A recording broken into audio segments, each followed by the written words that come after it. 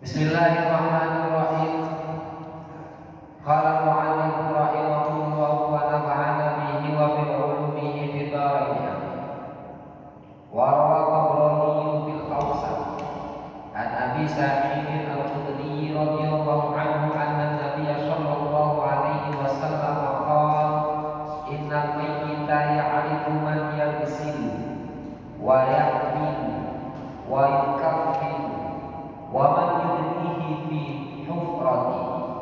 Wa kana Sa'id bin Jubair radhiyallahu anhu yaqul innal amwata la ta'tihim akhbarul ahya fama min ahadin lahu hamibun ay qaribun illa ya'tihi khabaru aqalihi fa in kana khairan sarrahu wa fariha wa in kana syarran abasa lahu wa hazina.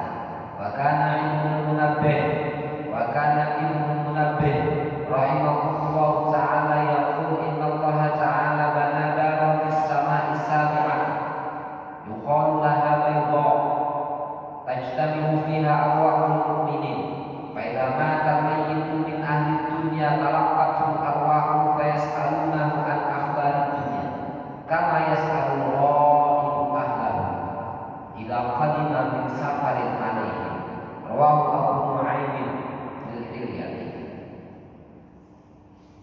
Wa Tabrani fil Awsat, diceritakan oleh Imam Tabrani dalam kitab Awsat an Abi Sa'id al-Khudri radhiyallahu anhu, dari sahabat Abi Sa'id al-Khudri radhiyallahu anhu,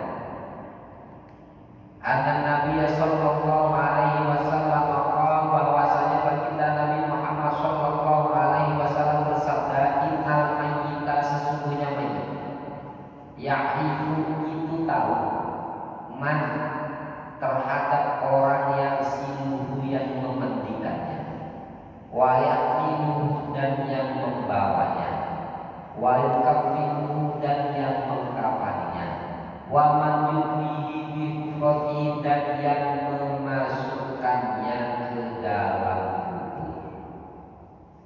Jadi jenazah itu tahu siapa yang mandiin, siapa yang mengkafani, siapa yang potong, siapa yang masukkan ke dalam kubur.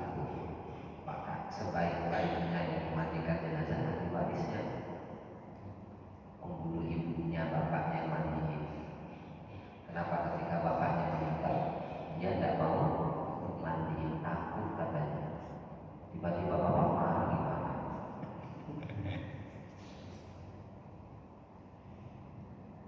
Nah, sebaik-baiknya adalah anak atau ahli warisnya itu yang memandikan, yang menggotong, maka nanti dia masukkan ke dalam kubur, ya, yang masukkan ke dalam kubur. Itu anaknya.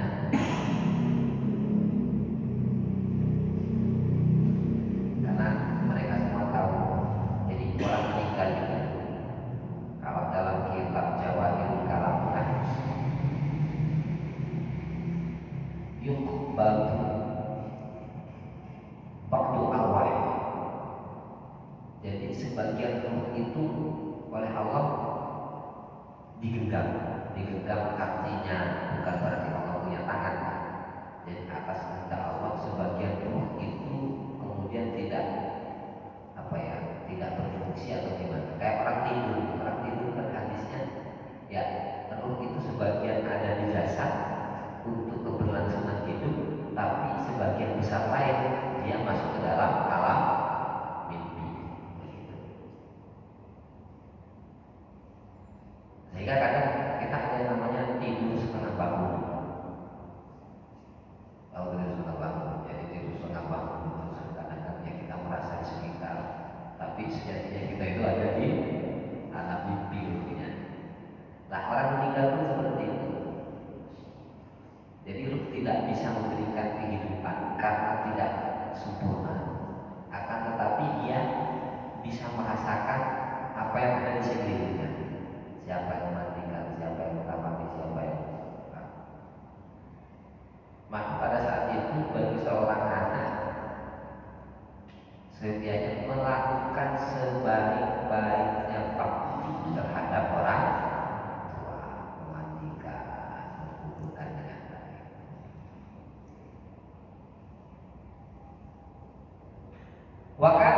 bin Jubair radhiyallahu anhu.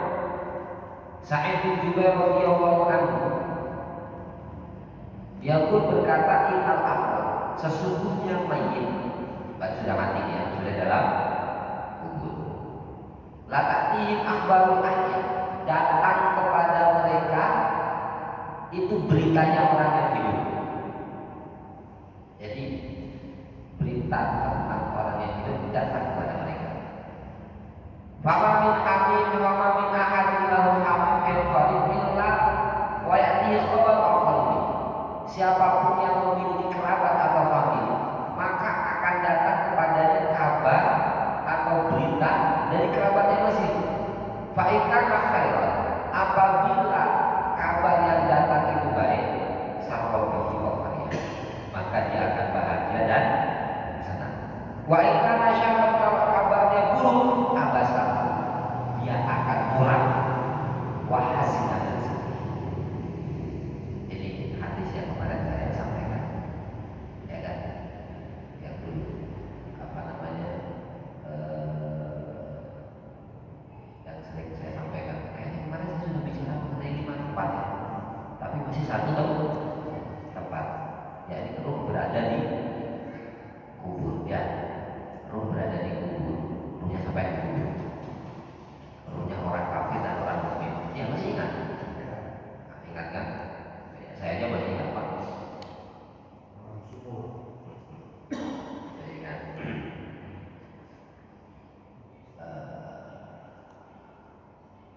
Hadisnya begini. Inna a'malakum tuqradu ila aqraribakum minal amwal. Fa in wajadu khairan istabsharu. Wa in wajadu khairan dzalik qalu Allahumma la tumithu qabla an hadaitahu kama hadaina.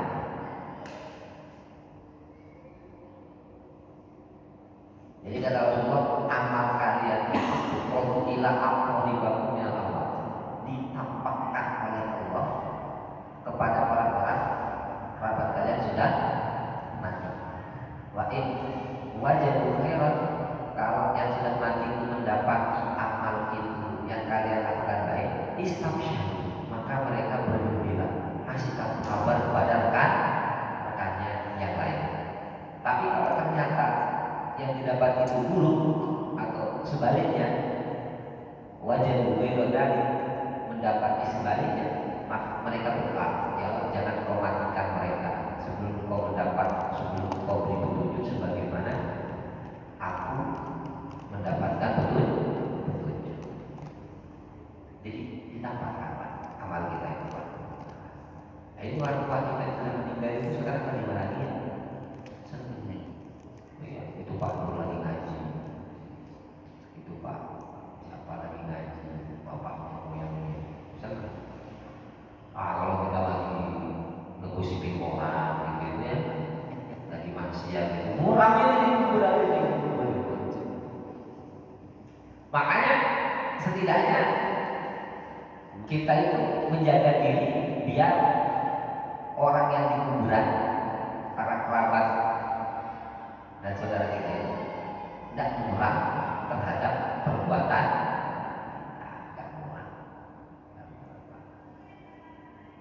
Gitu ya, orang tua kita juga. Jadi kalau kita lagi ngaji, kita lagi pikiran sama mereka, tidak percaya mati aja kita juga.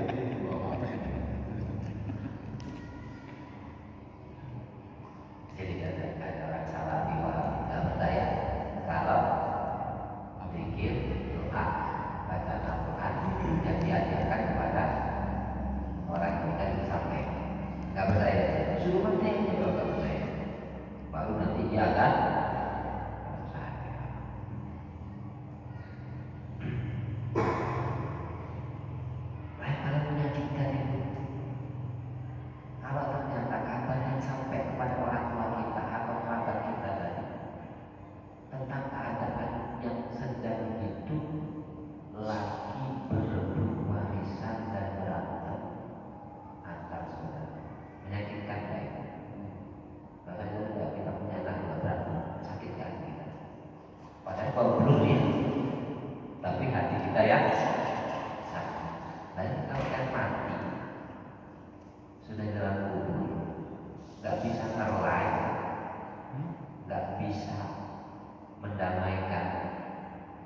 atas berantem rebutan warisan.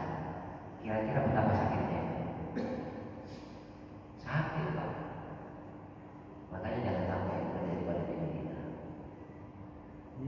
Karena bakti sama orang tua itu tidak berakhir dengan meninggalnya orang tua. Ini harus apa? Bakti kepada orang tua itu tidak berakhir sebab meninggalnya orang tua. Bakti sama orang tua itu masih terus berlanjut meskipun mereka sudah meninggal. Sampai ada hadis inna min abarrobil di antara paling baiknya bil walidain. Apa itu? Ayyasilahul Buddha ini pada jiwanya orang laki-laki atau seorang anak menyambung kembali hubungan baik orang tuanya yang sudah meninggal. Itu terus seperti. Maka ada sahabat datang kepada baginda Nabi bertanya, ya Rasulullah, apakah ada bakti untuk ibuku setelah dia meninggal? Dijawab oleh baginda Nabi, ada. Apa itu? Istighfaru lahumma wa sholatu alaihima wa shadaqatu lahumma wasilatul arham. Jadi ada nikmat kalau tidak sampai. Nah, makanya jangan sampai kita itu meskipun orang tua meninggal justru menyakiti hati orang tua kita. Jadi orang berpikir bahwasanya bakti orang tua itu sudah habis ketika orang tuanya meninggal. Padahal banyak yang saya hafal hadis seperti itu. Yang saya hafal. Jadi bahagia di dalam kubur. Wakana Ibnu Munabbih berkata, Wakana Ibnu Munabbih rahimahullah taala ya. Ibnu Munabbih rahimahullah taala ya berkata, Ibnu Munabbih berkata, Ibnu Munabbih ini tokoh yang dia masuk Islam, seorang tabi'in, pakar dalam banyak kitab-kitab terdahulu. Jadi banyak baca kitab-kitab suci daripada agama lain, termasuk Yahudi, Nasrani dan lain sebagainya. Namanya Wahabi Munabbih atau biasa disebut sebagai Ibnu Munabbih. Sampai di antara yang diceritakan, katanya Ibnu Munabbih, saya membaca 70 kitab suci dari agama-agama terdahulu. Ini saya baca dalam kitab Jawahirul Uluwiyah fi Syarhi Arba'in Nawawiyah karya Al-Imam Muhammad bin Abdillah Ad-Dimyati Al-Jilani. Saya membaca 70 kitab dari agama terdahulu, kitab suci. Dan saya dapati dari kitab-kitab tersebut menyebutkan bahwasanya andai kata akal manusia itu dikumpulkan jadi satu dan dibanding dengan akal dan kecerdasannya Rasulullah, itu ibarat satu jarum yang diletakkan di atas lautan. Jadi Rasul itu kan punya sifat yang namanya fatwa, cerdas. Jadi kecerdasannya Nabi itu, katanya Wahabi Munabbih, dibanding dengan kecerdasan manusia sedunia ya, itu ibarat ya lautan berbanding dengan celupan jarum. Kalah Einstein, kalah biji api, kalah semua. Tapi tidak membuat nuklir, tidak membuat pesawat. Ya bukan waktunya, bukan zamannya pada saat itu. Ini Wahabi Munabbih berkata, apa kata Wahabi Munabbih? Innallaha ta'ala bana daron fis sama'i sab'a. Allah itu membangun rumah atau istana di langit ke-7. Yuqalu lahal baitun, yang disebut sebagai Baitul, istana putih. Tastamu fi arwahul mu'minin. Di sanalah berkumpulnya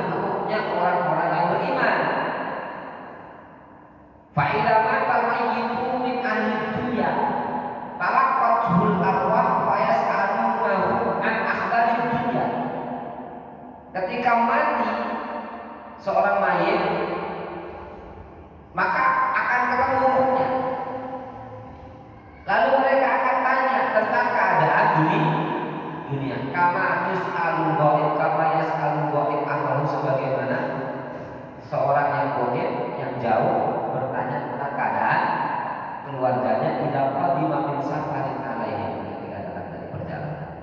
Rawahu Abu Nuaim. Baik. Jadi katanya Wahab bin Nafi, Allah membangun tempat di Samain, di Sabi'ah, di langit tingkat 7. Sama ibunya itu merupakan langit tingkat 1 yang dalam Al-Quran disebutkan walaqad zayyana as-samaa'a dunya bimasabiha wa ja'alnaha rujuman lisyayatin. Jadi sama ibunya itu aku hiasi dengan masabih. Masabih itu lampu atau bintang-bintang. Bintang-bintang yang kita lihat dengan mata telanjang itu ada di sama ibunya. Apa sama ibunya? Langit dunia, atau disebut sebagai langit tingkat 1, yang jaraknya kalau kita mau jalan kaki di sana, jangan jalan kaki. Kalau kita mau naik pesawat paling cepat di dunia, misal orang alim dan lain sebagainya, jangan pakai layar-layar tapi jatuh. Itu kira-kira butuh waktu sekitar 9.000 tahun perjalanan. Kalau ada pesawat yang berkecepatan cahaya, butuh waktu sekitar 4 tahun perjalanan kecepatan cahaya. Kecepatan cahaya itu perhentinya 300.000 km. Perhentinya 300.000 km. Kalau 9 tahun, kalau 4 tahun itu sendiri. Jadi Pak. Nah itu berarti masih lagi tingkat pertama. Ada langit tingkat sampai kemudian sama Isabila langit tingkat 7 dibangunkan oleh Allah. Di sana disebut sebagai Baitul Istana Putih. Jadi katanya Wahab bin Nafi, rohnya orang mukmin itu melesat ke sama Isabila atau Baitul dalam Baitul Istana. Baik, kemarin yang pertama ruh itu berada di kubur, ruhnya orang mukmin asli dan orang kafir. Bedanya orang mukmin asli dihukum oleh Allah untuk meringankan dosanya, menghapus dosanya, sehingga nanti di akhirat tidak lagi dihukum, tidak lagi disiksa. Dan hukuman yang diberikan di akhirat itu dan hukuman yang diberikan di kubur tadi itu bisa diringankan dengan kiriman doa atau istighfar atau sholat yang dilakukan oleh orang-orang yang itu, gitu ya. Nah, akan tapi orang kafir motifnya adalah murka, disiksa, tidak ada keringanan. Di akhirat disiksa juga nanti akan lebih besar saja. Ini mukmin yang asli. Tempat yang kedua yang disebutkan oleh Syekh Ahmad As-Sawi, tempat yang kedua, roh itu melesat ke yang namanya barzakh. Kemarin barzakh disebut sebagai fase yang memisah antara fase dunia dan fase akhirat. Karena barzakh itu artinya adalah pemisah, hajizun baina syai'ain. Nah, ada sebuah tempat yang juga disebut sebagai barzakh atau hajiz. Apa itu hajiz? Pemisah. Jadi kalau semisal ini masjid, itu rumah, jalan ini namanya hajiz, ya kan? Pemisah antara masjid dan rumah. Baik. Sekarang ada barzakh bukan sebagai fase, tapi sebagai tempat. Barzakh sebagai tempat di mana tempat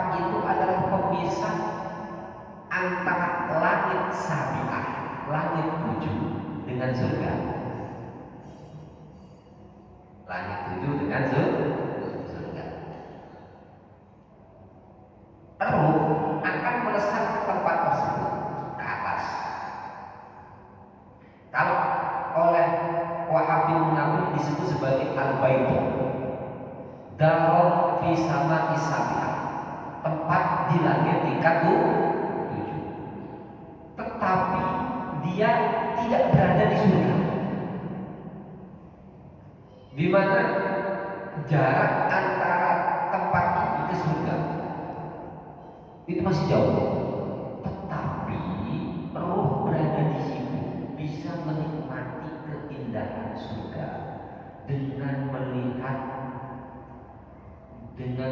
melalui mata kepala. Surga itu indah, bidadarinya cantik. Dilihat cantik bidadari itu, Pak. Satu bidadari itu cantiknya 70.000 kali daripada kualitas cantik di dunia. Coba Bapak ambil anak-anak yang paling cantik menurut Bapak itu siapa? Dikali 70.000 kali kecantikan. Tapi nanti istri kita itu, karena nanti di surga itu laki-laki paling sedikitnya mendapatkan 70 bidadari. Paling sedikitnya, paling rendahnya surga 70 bidadari cantik-cantik yang tadi satu bidadari 70 kali lebih cantik di dunia, 70 kali. Tapi nanti kalau istri kita juga masuk surga, maka istri kita itu akan lebih cantik daripada bidadari tersebut 70 kali. Bagaimana jadinya? Jangan tanya kekuasaan Allah. Gak usah jauh-jauh. Sekarang yang jelek saja pakai filternya HP jadi cantik, ya kan?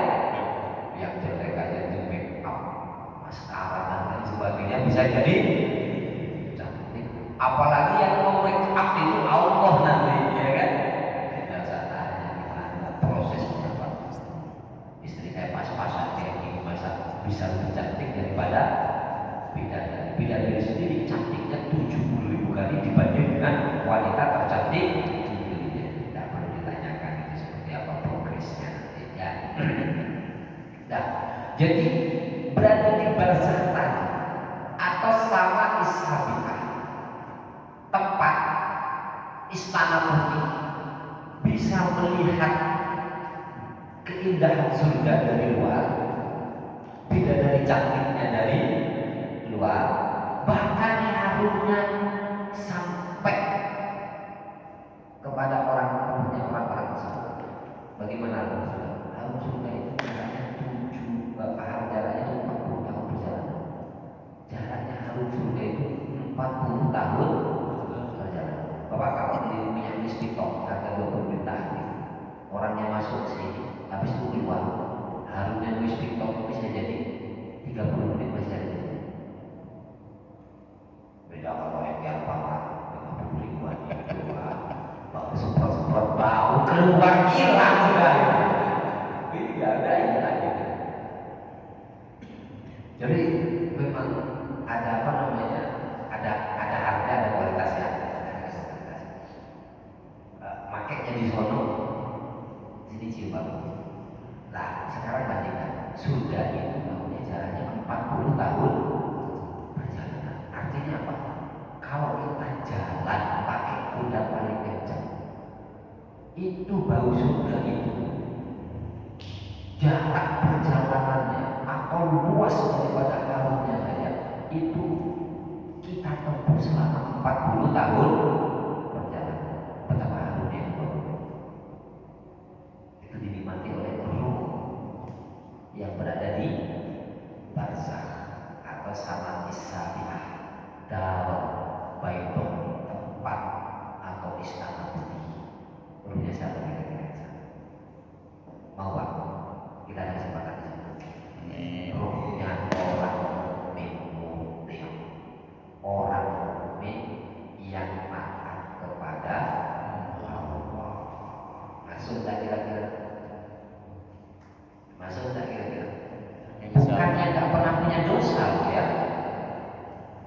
Bukannya taat itu di mana? Taat itu melakukan perintah Allah, menjauhi larangannya. Kalau ternyata tergelincir, maka segera melakukan perintah Allah yang berupa taubat. Bukan berarti tidak pernah punya dosa. Manusia tidak pernah punya dosa, jadi malaikat aja. Ya kan? Kalau tergelincir Bisa kita bicara itu, bisa insya Allah. Insya Allah. Bisa insya Allah. Bisa. Jadi ruh tadi itu setelah kemudian berada di kubur, ditanyai oleh malaikat Munkar dan Nakir, lulus pertanyaannya, lalu mengalir ke sama Isa Sabila, asalkan satu, nggak punya utang, nggak punya utang. Loh kok bisa? Karena kalau punya utang pak, nggak jadi naik lagi. Jadi ada tempat yang ketiga, namanya terkatung-katung di langit. Gimana terkatung-katung di langit itu? Kata baginda al-arwah al-arwah ini, roh itu terkatung-katung sebab hutangnya.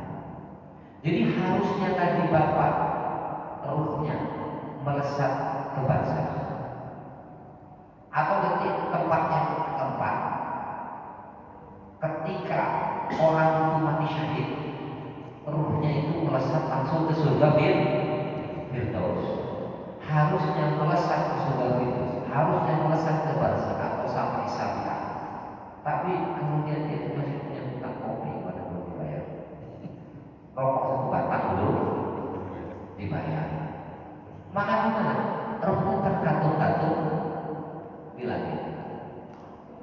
Gantung di situ. Gantung. Ngapain? Ya tidak tahu saya ngapain. Jangan dicoba.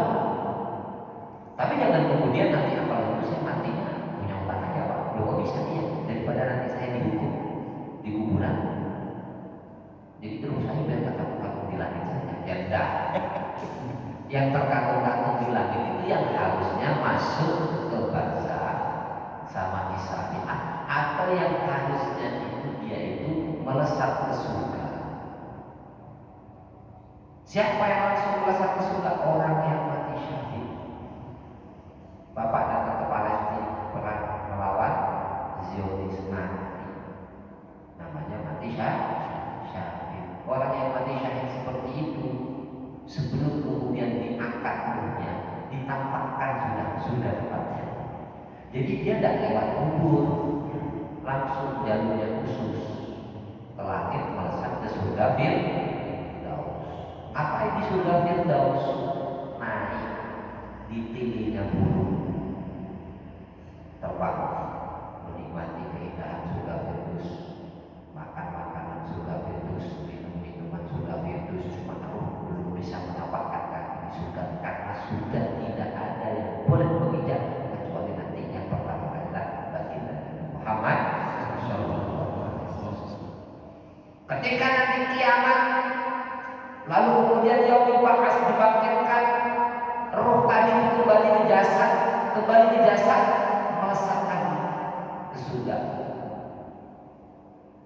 Dan yang mati syahid tadi itu akan memberikan syafaat atau pertolongan kepada 70 keluarganya. Enak gak mati syahid seperti itu? Jadi kalau bapak datang ke Palestina, urunan aja, kasih keluarganya beli tiket pesawat karena baru berangkat, beli tiket pesawat. Tapi kalau mati syahid jangan lupa ke saya. Ngirit gitu ya. Yang penting jangan ngebom di sini, Pak. Pengen sakit ngebomnya di Indonesia, goblok kan itu. Ini mati sakit ngebomnya di Indonesia, goblok lah. Tapi nanti kalau tidak punya utang, lah kalau punya utang terkatung-katung di langit, harusnya masuk ke surga terkatung-katung di langit. Makanya kalau ada orang meninggal, baik orang tua kitanya atau kemudian berani-berani, hutangnya bapak saya ditanggung saya. Ternyata bapaknya punya hutang, kita tidak tahu dan orangnya tidak nanya. Akhirnya kita mati kenapa? Karena nanggung hutangnya bapak yang tidak diketahui lagi. Jadi kalau bapaknya meninggal, kalau bapak saya punya hutang, datang ke saya. Nanti akan saya ambilkan daripada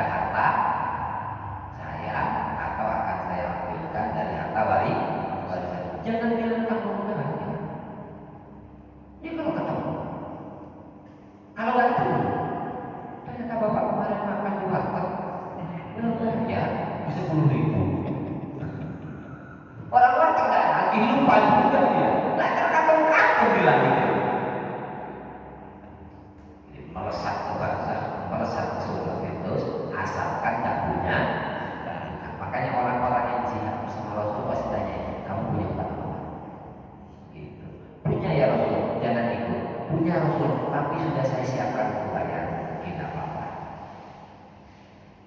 Jadi sudah ada alokasinya ya, sudah alokasinya. Dia punya, sudah ada catatannya. Saya sudah titip ke istri saya, utang saya 100.000, begitu. Tapi kan aset saya 100 juta. Sudah ada catatan, titip kepada istri atau orang yang dipercaya. Kalau saya punya utang kepada si A, berapa tempat ya? 4 sudah ya, 4 tempat. Kemarin saya cerita tempat, satu tempat atau semuanya jadi saya cerita.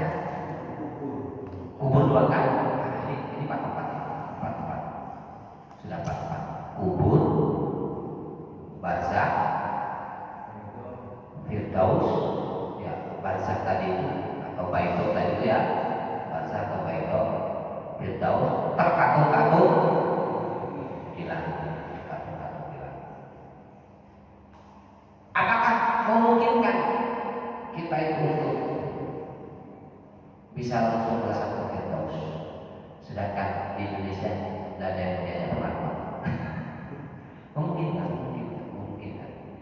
Kenapa? Karena baginda Nabi pernah tanya kepada sahabat, apa itu mati syuhada minggu mati? Kalian tahu siapa orang yang mati syahid daripada umat? Lalu sahabat bertanya, mankukilah, orang yang berbunuh, ya kan, fisabilillah, orang yang berbunuh karena membela agama. Nah, ketika dijelaskan seperti itu sama sahabat Rasulullah, ya, faidah asyhadu minggu mati qolil. Kalau begitu, orang yang mati syahid di umat sedikit, ya enggak? Sedikit nanti orang mati syahid. Berapa yang perang? Perang Badar aja kita juga berapa? Perang Uhud juga berapa? Dan perang-perang yang lain.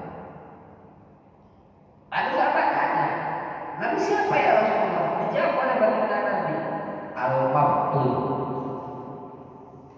syuhada, al-gharib syuhada, orang yang mati sakit perut, wanita yang mati karena yang melahirkan, itu termasuk syahid.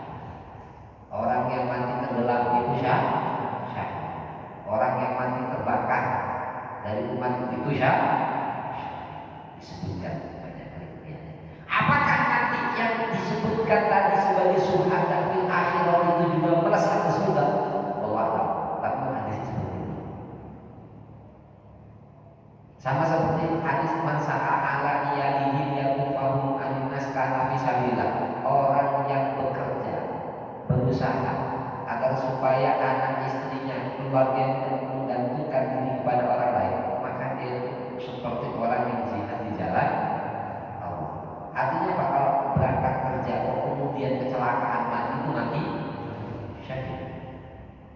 Tapi syahid di akhirat, bukan syahid di dunia wal akhirah. Artinya apa? Ruhnya melesat langsung ke barzakh atau baitul. Tapi di dunia jasadnya itu ditajlis sebagaimana tajlisnya manusia secara umum. Kalau yang mati syahid karena perangkat, tajlisnya kan khusus, bajunya nggak perlu dicuci, nggak perlu dimandikan, langsung dimakamkan, langsung kemudian disolati, disusus. Begitu ya. Yang terakhir, yang kelima. Yang kelima ini kita nggak bisa. Bukan pilihan yang kelima. 4 itu pilihan. Kalau tertarik ruhnya berada di kubur, silakan. Kalau tertarik berada di baito atau barzakh, monggo beramal soleh. Kalau tertarik untuk langsung firdaus, lebih kencang lagi. Kalau tertarik terkatung-katung di langit, kali aja sih tertarik terkatung-katung di langit. Nah, ini pilihan. Yang kelima, ini bukan pilihan, tak bisa. Kita tak bisa. Yang kelima, di mana itu tahta al-arsh, di bawah singgasana Allah. Ruhnya siapa ini? Ruhnya Nabi, para nabi dan rasul.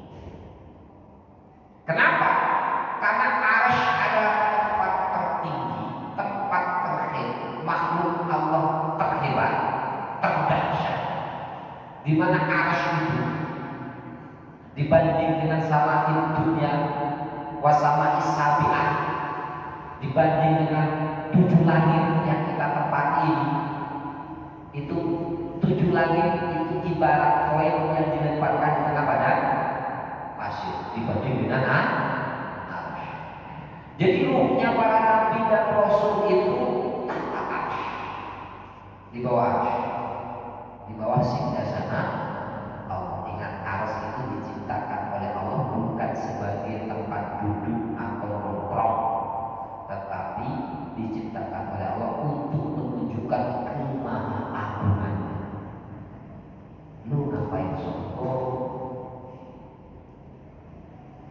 Langit dan bumi itu dibandingkan dengan arsh bagaikan koin yang dilemparkan di tengah-tengah pasir. Sedangkan kita berada di bumi itu sudah bagian sebelah mana? Kita ya. Ini bakterinya bakteri.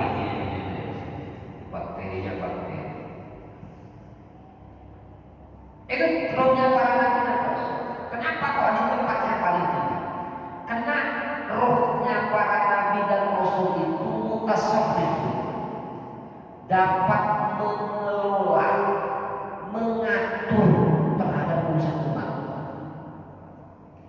Dan hebatnya para nabi dan rasul, khususnya baginda Nabi Muhammad Sallallahu Alaihi Wasallam, di mana Rasulullah itu masih ikut campur terhadap urusan umat.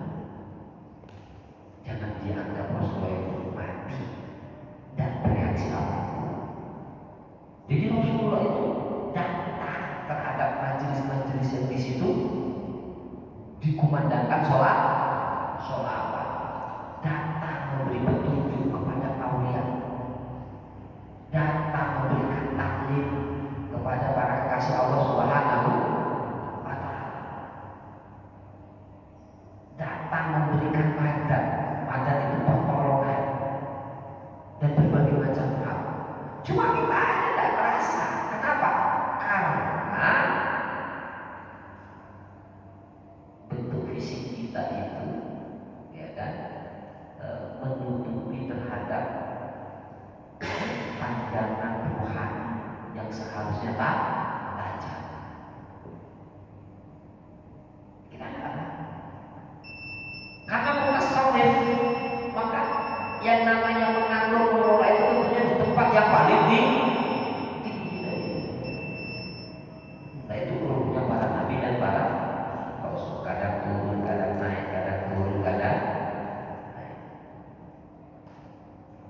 Selain para nabi dan rasul itu ada ruhnya anak yang mati sebelum usia balik. Anak yang mati sebelum usia balik itu ruhnya melesat ke tahta arsh di bawah bimbingan Nabi Ibrahim dan Sayyidah Sarah, yang kelak anak itu akan menjadi perisai bagi kedua orang tuanya dan menjadi wildan atau pelayan-pelayan surga. Sehingga beruntung kalau kita itu memiliki anak yang meninggal sebelum usia balik, meskipun sangat menyakitkan sekali. Sangat sedih kan? Ada tabungan. Saya punya dua.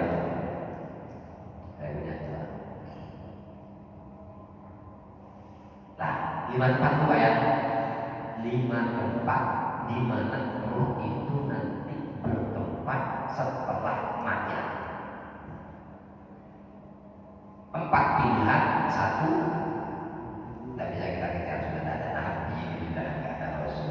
Ya, barangkali mengaku nabi, jadi sotik nanti, takutnya masuk penjara nanti. Tanyakan siapa yang bawa wahyu, malaikat Jibril ini juga masuk penjara. Jadi nabi dan malaikatnya sama-sama masuk penjara. Dan itulah di antara kehebatan yang tidak dimiliki oleh polisi-polisi di luar negeri. Jadi kalau tanya apa sih hebatnya polisi Indonesia, dia bisa